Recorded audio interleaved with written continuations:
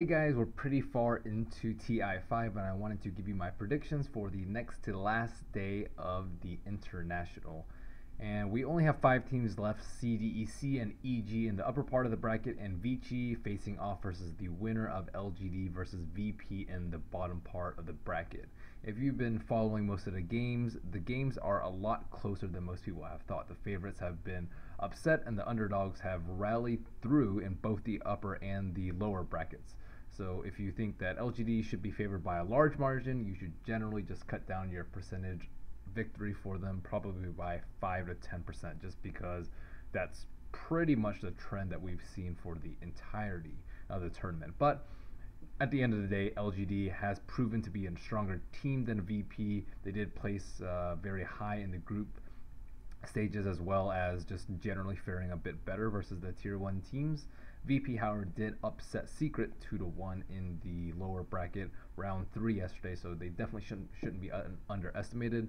As far as who I think will proceed out of the next matches, I think LGD will beat VP probably 2-1, and then Vici versus LGD is pretty much a coin flip, or maybe like 55-45 in favor of LGD, so I'll probably give again a slight edge to LGD there, 2-1.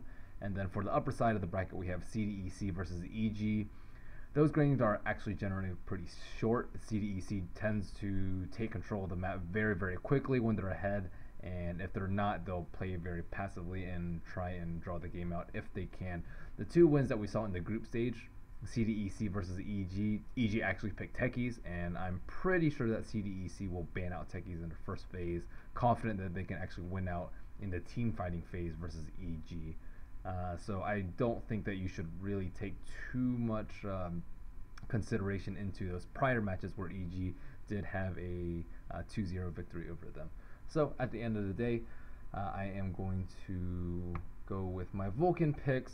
I have 3 from LGD because I think they're going to advance versus VP, with maybe as my shot caller Yao and Xiao 8 rounding out my other 2. Siler's just a little bit too expensive for me, and he's been underperforming a little bit this entire tournament. They are playing versus VP. It's just much safer to have all 6 players from the first match, just because the winner of those 3 will be playing off versus Vici in the next round. Ideally, you'd be able to predict all 3 winners from all 3 of the series, but just to be safe, it's better to have both of the teams in game 1, just so you make sure you have at least 3 players that are playing 2 of the 3 best of 3s. So from VP, I have FNG, G, and Lil. I wanted to get in Phobos, but Phobos has also been underperforming a little bit in this tournament, and FNG and Lil have actually been playing pretty well and getting a lot of kills and moving around a lot as the meta has demanded.